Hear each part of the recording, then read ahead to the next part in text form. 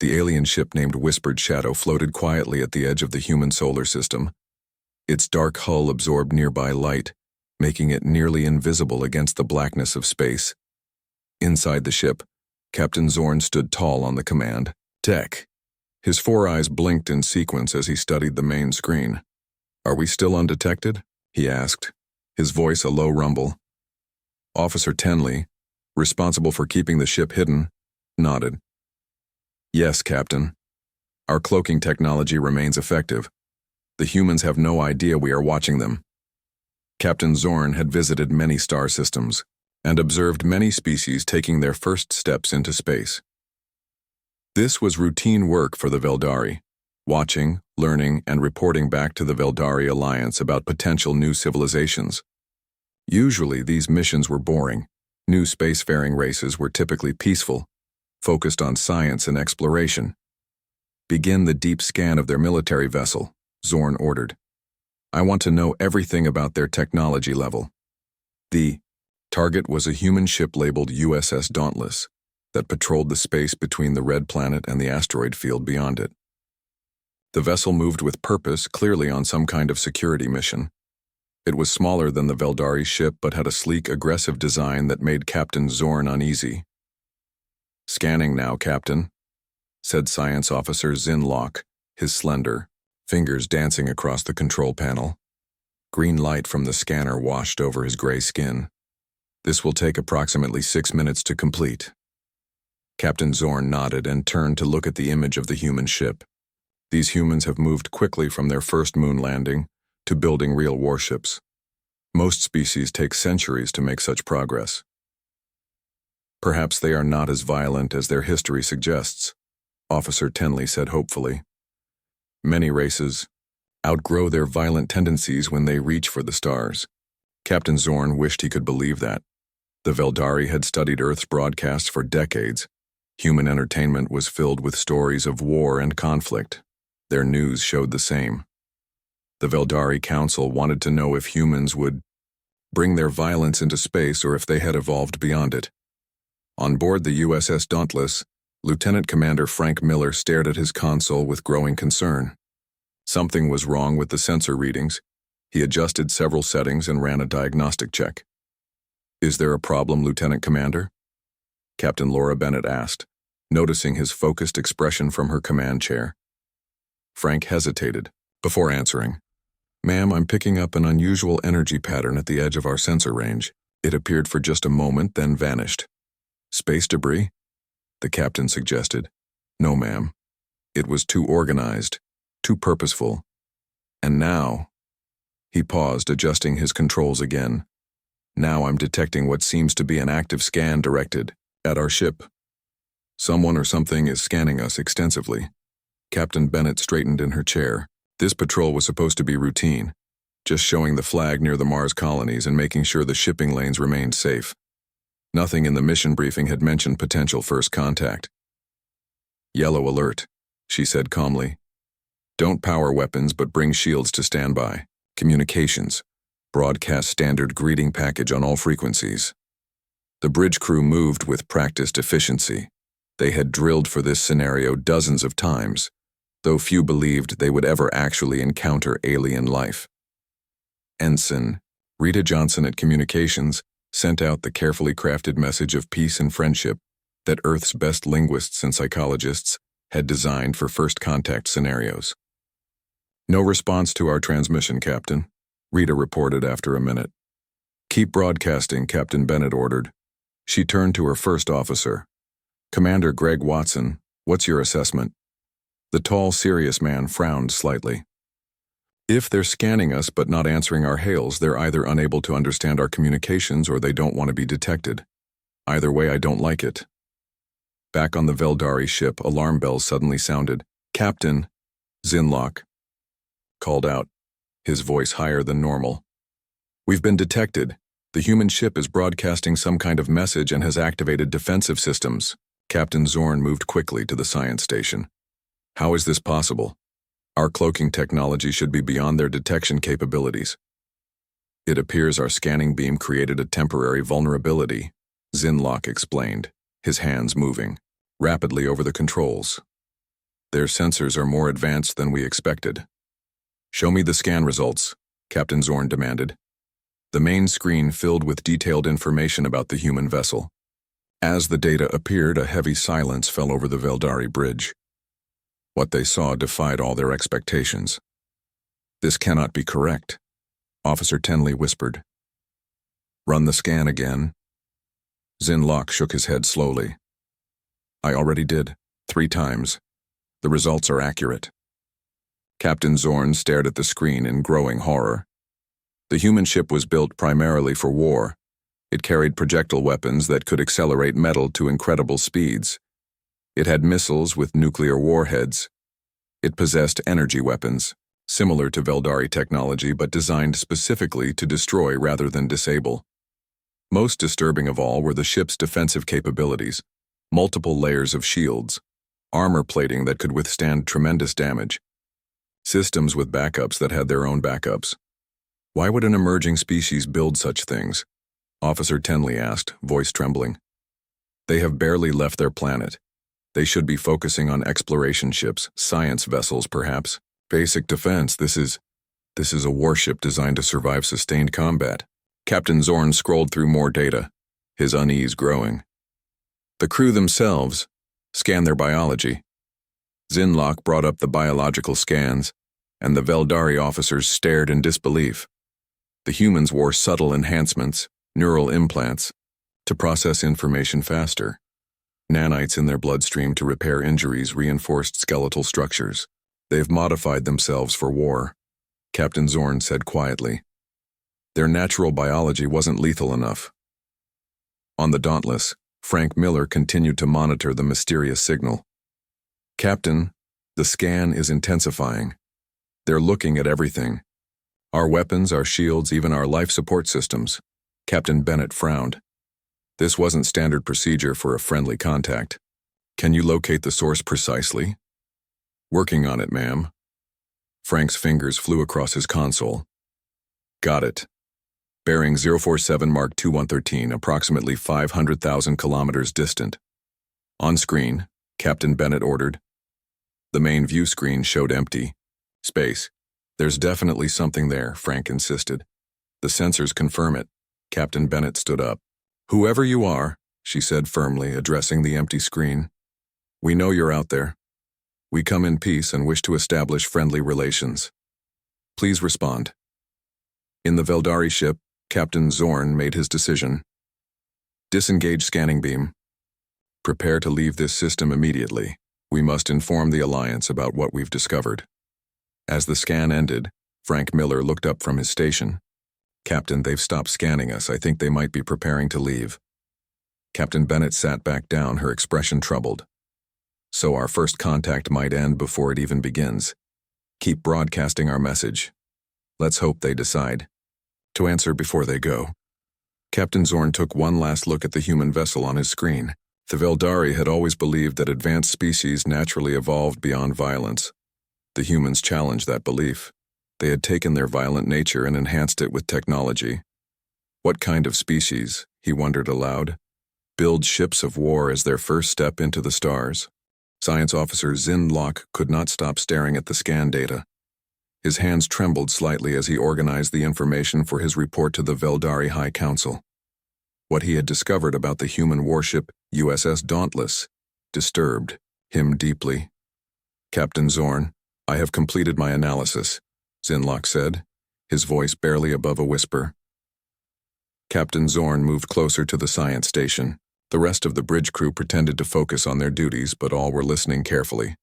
First contact situations were rare enough, but discovering a potentially dangerous species was even rarer. Tell me everything, Captain Zorn ordered. Zinlock brought up the first image on his screen. It showed the weapon systems of the human vessel. The humans have built their ship with multiple offensive capabilities. These long tubes are missile launchers containing nuclear warheads, primitive but extremely destructive. These other devices are railguns that fire metal projectiles at speeds that could pierce our standard shields. Captain Zorn frowned. Many species develop such weapons for planetary defense. Yes, but look at this, Zinlock continued, bringing up another image. They have point defense laser arrays similar to our own technology, but more concerning is this experimental weapon in their forward section. Our scans suggest it harnesses some form of directed energy we haven't encountered before. We don't know its full capabilities. Officer Tenley joined them, looking concerned. Perhaps these are merely defensive measures. The universe can be dangerous. I considered that, Zinlock replied. But it's the redundancy that troubles me most. He highlighted multiple systems throughout the ship. See here, they have backup systems for every critical function, and those backups have their own backups. Their ship is designed to continue, fighting even after sustaining massive damage. Captain Zorn's 4 eyes narrowed. What peaceful species designs ships to continue fighting after being severely damaged? A normal response would be to retreat and repair. The human crew is even more concerning, Zinlock said quietly. He brought up biological scans of the humans aboard the Dauntless. They appear to have modified themselves. The scans showed detailed images of human bodies with subtle enhancements throughout. Small devices were integrated with their nervous systems. Microscopic machines floated in their bloodstreams. Their bones showed signs of artificial reinforcement. These neural implants allow them to process information and react at speeds well beyond their natural abilities, Zinlock explained. The machines in their blood appear to repair tissue damage rapidly. And look at their brains. They've been altered to reduce fear responses and maintain function even under extreme stress. Captain Zorn stepped back from the screen. They've engineered themselves for war, he said grimly. Their natural biology wasn't sufficient for the violence they intend. On board the USS Dauntless, Captain Laura Bennett called her senior officers to the conference room.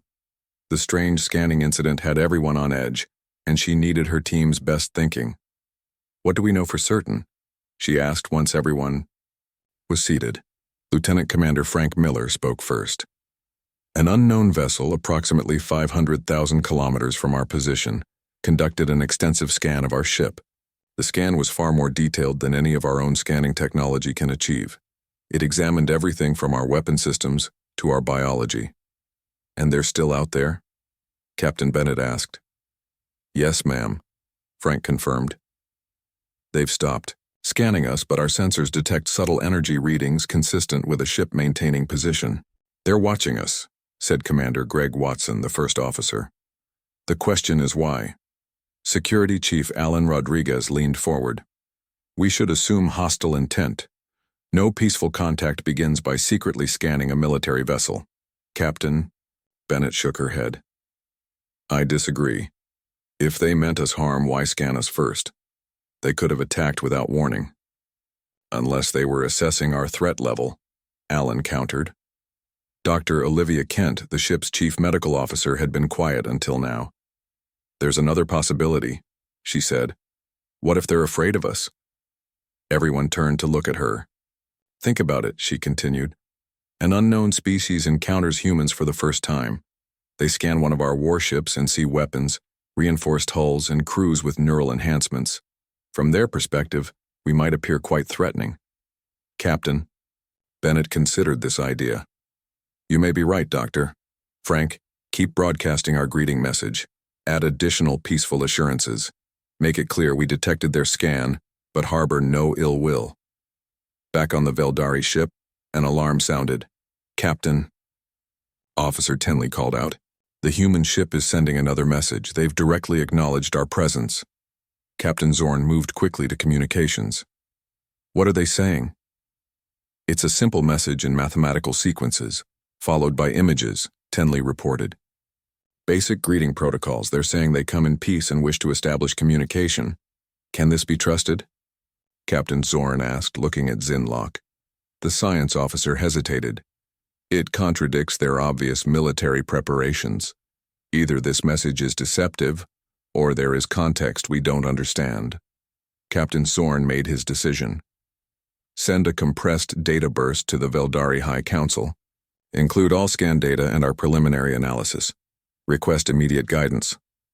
What about the humans? Officer Tenley asked. Should we respond to their message? Not yet, Captain Zorn replied firmly. Until we understand their intentions, silence is safest. Hours passed as the two ships maintained their positions.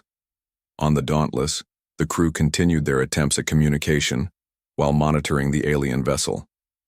On the Veldari ship, the crew anxiously awaited instructions from their leadership. Finally, a message arrived from the Veldari High Council. Captain Zorn read it in private, then returned to the bridge looking grave. "The Council has reviewed our data," he announced to his officers. "Their assessment confirms our fears. These humans represent a potential threat to peaceful species throughout this sector. We are ordered to withdraw immediately and return to Veldari space to help prepare defensive measures." "We're leaving without making contact?" Officer Tenley asked, clearly disappointed.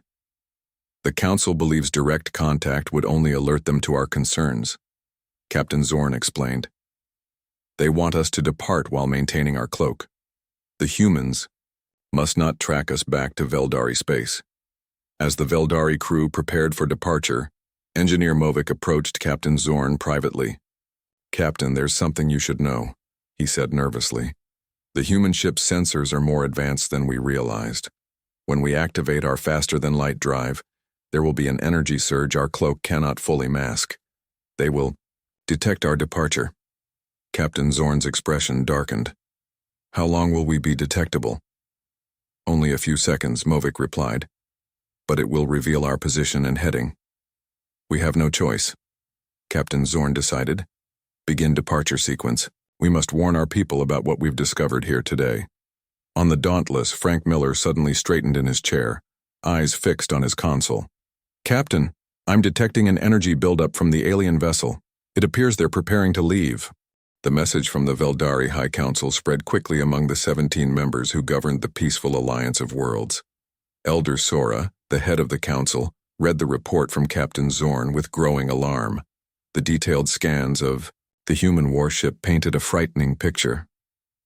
"This cannot be ignored," Elder Sora said, addressing the gathered council members. "Captain Zorn's report confirms our worst fears about this new species." Council member Riv, who oversaw scientific research, studied the images carefully.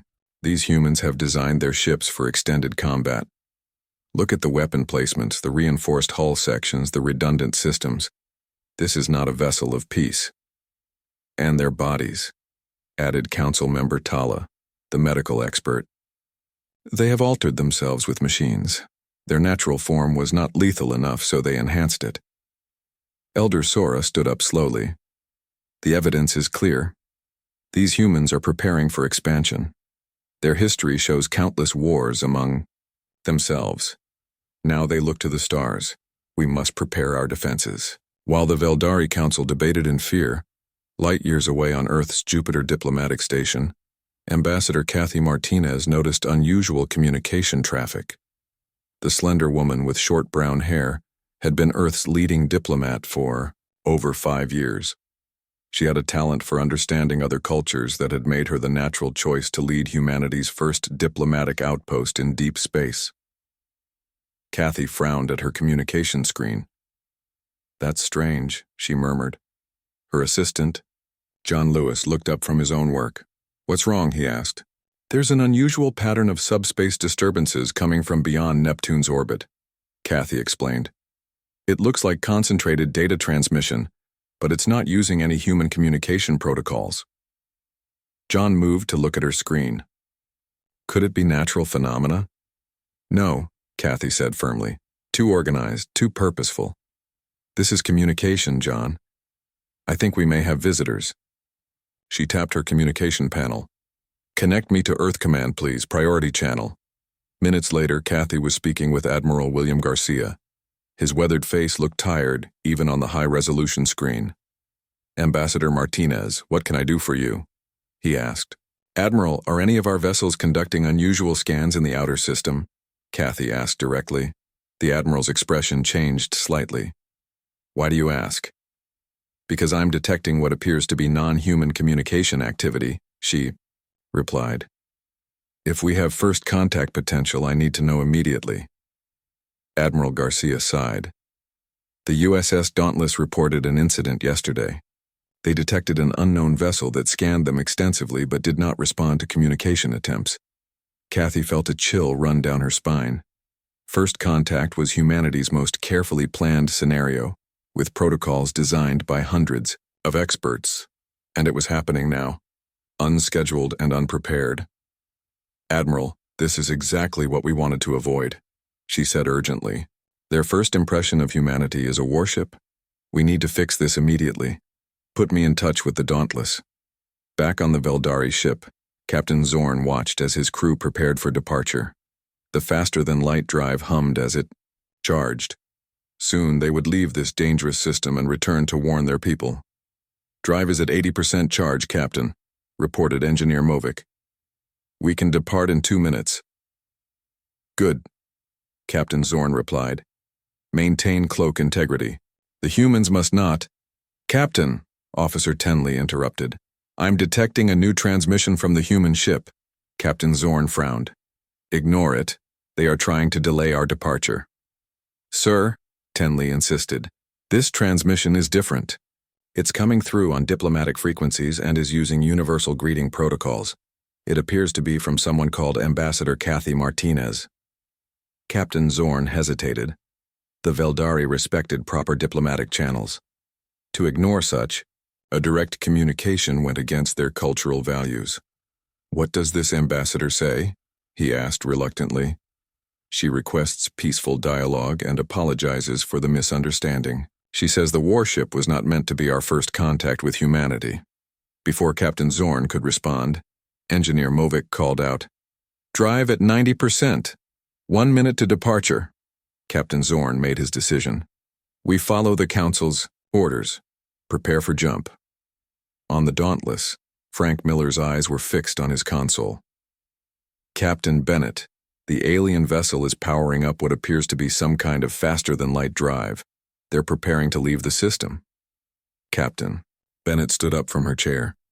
"We can't let them go, not without establishing contact. This could be humanity's only chance for peaceful first contact." "What do you suggest?" asked Commander Watson. "We can't stop them."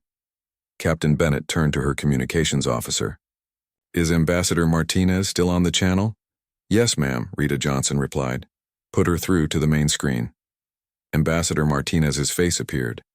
"Captain Bennett, we need to prevent them from leaving. If they depart now, they may see us as a threat." "What can we do?" Captain Bennett asked. "We have no way to stop them."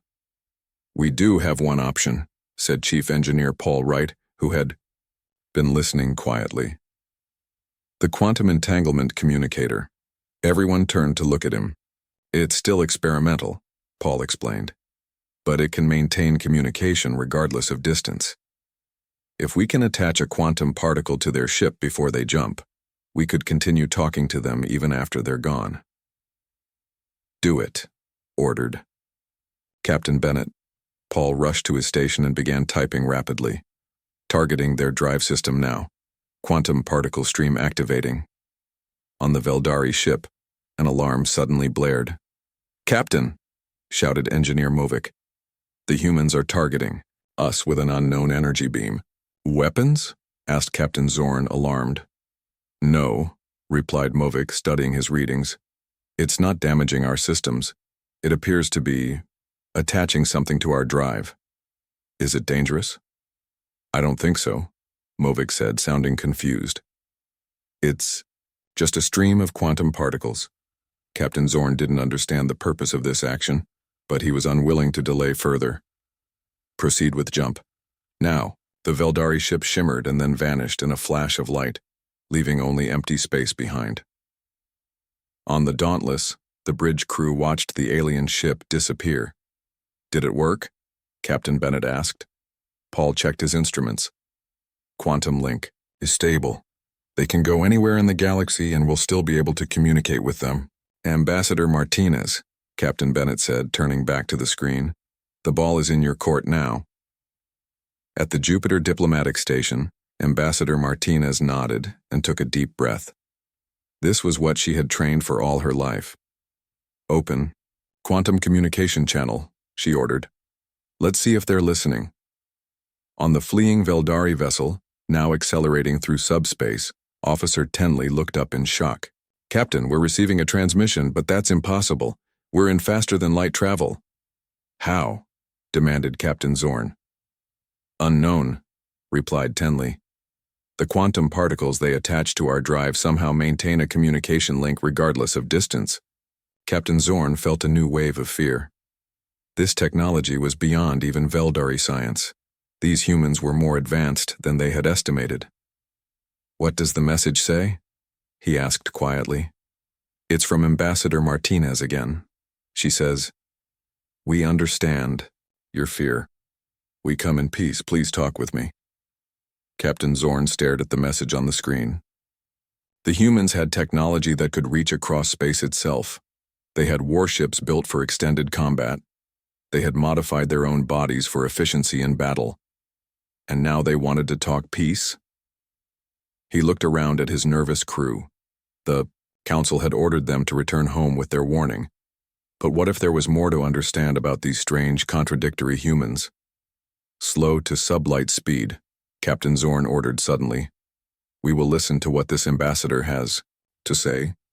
Captain Zorn's decision to slow his ship and listen to the human ambassador did not sit well with everyone on board. His second-in-command, Officer Tenley, approached him with concern, clear in all four of his eyes. "Captain, the High Council ordered us to return immediately," Tenley said quietly. "Engaging with these humans goes against direct orders." Captain Zorn nodded slowly. "I understand, but the Council did not know the humans possessed quantum communication technology. This changes our assessment of the situation. Or makes it worse," Engineer Movic added from his station. "Their technology is more advanced than we believed. They can track us anywhere." Captain Zorn walked to the front of the bridge and looked out at the stars. They had exited faster-than-light travel and now drifted at the edge of the Kuiper Belt, a region filled with icy objects at the outer boundary of the human solar system. "We will listen to this ambassador," Captain Zorn decided, "but we'll remain ready to jump to faster-than-light travel if necessary, and we won't reveal any information about our homeworld or the Veldari Alliance." At Jupiter Diplomatic Station, Ambassador Kathy Martinez prepared carefully for the conversation. This would be humanity's first official contact with an alien species, and she knew the stakes couldn't be higher. "The Veldari ship has slowed to sublight speed," reported John Lewis, checking the data feeds from Earth's long-range sensors. "They're holding position at the edge of the Kuiper Belt." "Good," Kathy said, straightening her formal diplomatic jacket. "Are we ready to transmit video?" "Yes, Ambassador. The quantum link is stable enough for visual communication." Kathy took a deep breath. "Then let's make history." She sat down at her desk and nodded to John. "Open the channel." On the Veldari ship, Officer Tenley announced, "We're receiving a visual transmission request through the quantum link." "Accept," ordered Captain Zorn. "But maintain our visual privacy shields. They can hear us but not see us." The main screen on the Veldari bridge flickered to life, showing a human female with short brown hair wearing a dark blue uniform with silver insignia. "Greetings," she said, her voice clear and calm. "I am Ambassador Kathy Martinez of Earth. On behalf of all humanity, I welcome peaceful contact with your species. We apologize that our first interaction was through a military vessel. This was not our intention for first contact." Captain Zorn hesitated before responding. "I am the captain of this vessel. Why should we believe your peaceful intentions when our scans showed your warship's extensive battle capabilities?" On the screen, Ambassador Martinez nodded. "I understand your concern. Yes, the USS Dauntless is a warship, but its purpose is defensive. Humanity has learned through difficult history that space is unpredictable and potentially dangerous. We build our ships to withstand harsh conditions and protect our people." Captain Zorn looked at Science Officer Zinlock, who raised his hand doubtfully. "What about the modifications to your bodies?" Zinlock asked. "Our scans showed mechanical enhancements integrated with your nervous systems and bloodstreams." Ambassador E. Martinez looked surprised. "You must be referring to our medical technology. The neural implants help our space crews process information more efficiently in emergency situations. The nanites in our bloodstream were developed to treat injuries and illness, These are healing technologies, not weapons.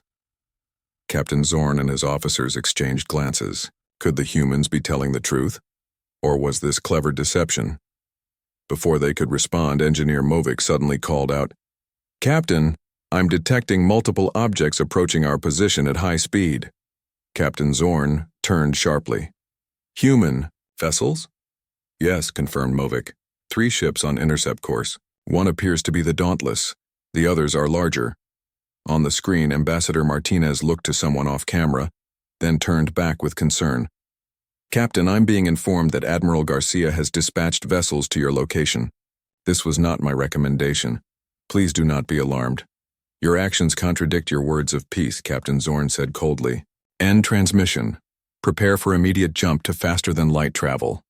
"Wait," Ambassador Martinez called urgently. "This is a misunderstanding. The ships are coming to assist with diplomatic contact, not to threaten you." But Captain Zorn had already signaled to cut the communication. "Set course for the Oort cloud. We can use the ice objects there to mask our jump signature." The Veldari ship's engines flared to life, and it accelerated away from the approaching human vessels. On the USS Dauntless, Lieutenant Commander Frank Miller tracked the alien ship's rapid movement. "Captain, they're running. Current course suggests they're heading for the dense region of the Kuiper Belt." Captain Laura Bennett frowned. What was Admiral Garcia thinking, sending additional ships? He scared them off. "Orders, Captain?" asked Commander Watson. Captain Bennett didn't hesitate. "Pursue at maximum safe speed. We can't let our only chance at first contact end like this." "The other ships are falling behind," Frank reported. "The Veldari vessel is faster than our escort cruisers. Only the Dauntless has the speed to keep up." "Then it's up to us, Captain," Bennett said firmly. "Navigator, plot an intercept course." Lieutenant Susan Green, the ship's navigator, studied her screens with intense focus. "The alien ship is heading into the densest part of the Kuiper Belt, Captain. It's a dangerous route filled with ice objects and debris." "Can we follow safely?" Captain Bennett asked. Susan's fingers flew over her controls as she calculated. "Yes, but we'll need to thread through gaps barely wider than our ship. It would be considered a high-risk maneuver." "Do it," ordered Captain Bennett. "We need to catch them before they can jump to faster-than-light travel again." The Dauntless changed course, its powerful engines pushing it to maximum acceleration. The sleek human vessel cut through space in pursuit of the fleeing Veldari ship. On the Veldari bridge, Officer Tenley monitored the human vessel with growing concern. "Captain, the warship is following us into the debris field. Their course is impossible." Captain Zorn moved to look at Tenley's screen. The human ship was taking a path through the ice objects that should have been too dangerous to navigate at such high speed. How are they doing this? Captain Zorn wondered aloud. No ship should be able to maneuver that precisely at that speed. Science Officer Zinlock joined them, his expression grim. "It's the neural enhancements we detected. Their navigator and pilot must be using the implants to process spatial information far faster than would be naturally possible. They're tracking and adjusting to the movements of hundreds of objects simultaneously." Captain Zorn watched as the human ship continued to close the distance between them, navigating the treacherous field of ice and rock with unnerving precision. "They are more determined than I expected," Captain Zorn admitted. "Or more desperate." "Faster than light. Drive is charging," reported Engineer Movik. "But we need 4 more minutes before we can jump." "We may not have 4 minutes," said Officer Tenley, pointing to the screen. The human ship was gaining on them steadily. Captain Zorn made a sudden decision. "Change course. Head for the large ice formation at coordinates 227-84-1199. We'll use it for cover." As the Veldari ship swerved toward a massive chunk of ice the size of a small moon, Captain Zorn turned to his crew. "These humans are persistent, and their technology is impressive. We need to understand why they are so determined to talk with us. Perhaps there is more to them than weapons and war." As the Veldari ship ducked behind the massive ice formation, Captain Zorn gathered his senior officers for a quick meeting. Time was short. The human vessel would reach their position in minutes, and their faster-than-light drive needed 3 more minutes to charge fully. "We have a decision to make. Captain Zorn said plainly. "The humans are showing extraordinary effort to establish contact, or to capture us," Officer Tenley pointed out. Science Officer Zin Locke had been unusually quiet. Now he spoke up. "I've been reviewing our scan data from their ship. There's something we missed initially." He brought up new images on a small screen. "Look at their medical bay. It's nearly 1/5 of the ship's total space. Why would a warship dedicate so much room to healing?" "Perhaps they expect many injuries in battle," suggested Engineer Movic. "Then why carry so many different medicines? And specialized equipment?" Zinlock countered. "This goes far beyond battlefield medicine. And look at their science labs. They're extensive and fully equipped for deep space research." Captain Zorn studied the images thoughtfully. "What are you suggesting?"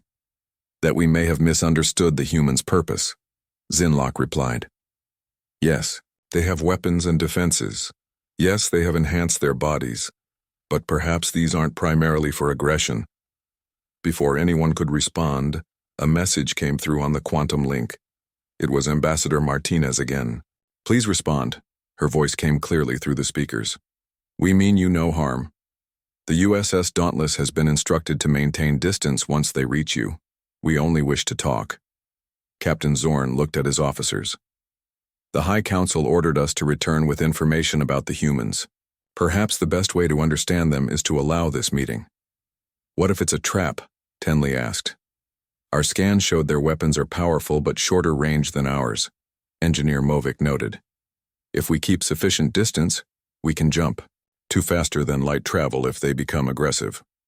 Captain Zorn made his decision. "Respond to their message. Tell them we will meet their ship, but they must maintain a distance of at least 10,000 kilometers." On the USS Dauntless, the bridge crew celebrated when the alien response came through. "They've agreed to meet us," announced Rita Johnson from Communications. "They're setting conditions about distance, but they're willing to talk." Captain Laura Bennett smiled with relief. "Lieutenant Green, bring us to a stop at exactly 10,000 kilometers from their position, not 1 meter closer." "Yes, Captain," Susan replied, her fingers dancing across her navigation controls. "Frank, power down all weapon systems, Captain." Bennett ordered. "Make sure they can see we're standing down." Lieutenant Commander Frank Miller looked surprised. "All of them, Captain. What about defense?" "All of them," she confirmed. "We need to show trust to build trust." The Dauntless slowed as it approached the massive ice formation. On sensors, they could now clearly see the alien vessel hiding behind it. The ship was larger than the Dauntless, with an elegant design that somehow reminded Captain Bennett of sea creatures from Earth's oceans. "We're at exactly 10,000 kilometers, Captain," reported Susan. "Holding position." "Open a channel," Captain Bennett ordered. "Let's see if they're willing to talk directly now." Meanwhile, on Jupiter Diplomatic Station, Ambassador Kathy Martinez worked frantically. She had failed to prevent Admiral Garcia from sending additional ships, but perhaps she could still salvage the situation. She compiled files about human history, culture, and science, focusing especially on humanity's journey from violence toward cooperation. "John, are you still connected to the quantum link?" she asked her assistant. "Yes, Ambassador. The link is stable." "Good. Send this data package through. Make sure to translate it into mathematical and visual formats that should be universally understandable." John nodded and began the transmission. "Do you think they'll believe it?" Kathy sighed. "I hope so. Otherwise, our first contact might be our last." On the Veldari ship, Officer Tenley announced, "We're receiving 2 transmissions. One is a direct communication request from the Dauntless. The other is a large data package through the quantum link from the Jupiter station." "Accept both," ordered Captain Zorn. "But continue monitoring their ships. If any of them move closer or power weapons, prepare to jump immediately." The main screen split to show Captain Bennett on one side and the incoming data package on the other. Science Officer Zinlock began reviewing the data, while Captain Zorn addressed the human captain. "I am Captain Zorn. You have gone to extraordinary lengths to speak with us. Why?" Captain Bennett looked relieved to finally have direct contact. "I am Captain Laura Bennett of the USS Dauntless. We pursued you because first contact between our species is too important to lose through misunderstanding. We wish to establish peaceful relations. Your ship is designed for war, Captain Zorni stated bluntly. This contradicts your claims of peace. Captain Bennett nodded. I understand how it might appear that way. The truth is, we build our ships to withstand the dangers of space because of hard lessons from our past. Early in our space exploration, we lost brave people because our vessels weren't sturdy enough. Our systems lacked redundancy and we couldn't respond quickly to emergencies. As she spoke, Science Officer Zinlock was examining the data package with growing interest.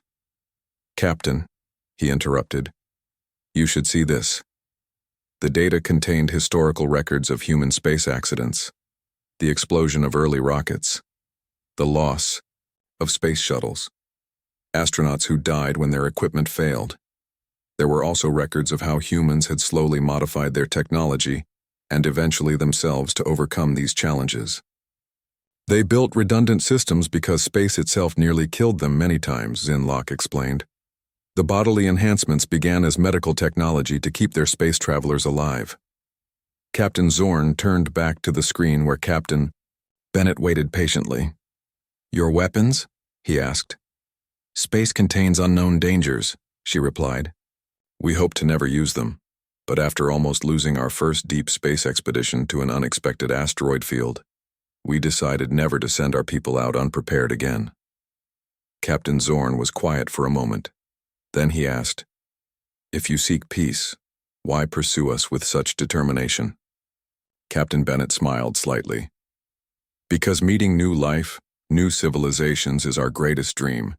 We've been alone in the universe until now. We would risk everything not to lose this chance. Science Officer Zinlock approached Captain Zorn with another finding from the data package. Captain, their historical records show something remarkable. These humans have fought countless wars among themselves, but each time they've emerged with stronger cooperation. They're evolving socially toward peace even as they prepare for danger. Captain Zorn considered all he had learned. These humans were contradictory. Building for war while seeking peace, enhancing their bodies while striving to preserve life. Perhaps the High Council's fear was premature. Captain Bennett, he said finally, I believe we have misunderstood each other. My people saw your weapons and assumed aggression. You saw our scanning and assumed the same. Then let's start again, Captain Bennett suggested. Ambassador Martinez has proposed a neutral meeting place, a scientific outpost orbiting the planet you call the Blue Giant. We could meet there face to face. Captain Zorn knew this decision exceeded his authority. The High Council had ordered him to return, but they had not known what he now knew about these complex humans. I will meet with you and your ambassador, he decided. My people should understand yours better before making judgments. As the two ships set course for Neptune, Captain Zorn sent a message to the Veldari High Council explaining his decision. He included all they had learned about humans, their contradictions, their adaptability, their determination. These humans build for war so they may live in peace, he wrote. They enhance their bodies not for conquest but for survival. They are unlike any species we have encountered before.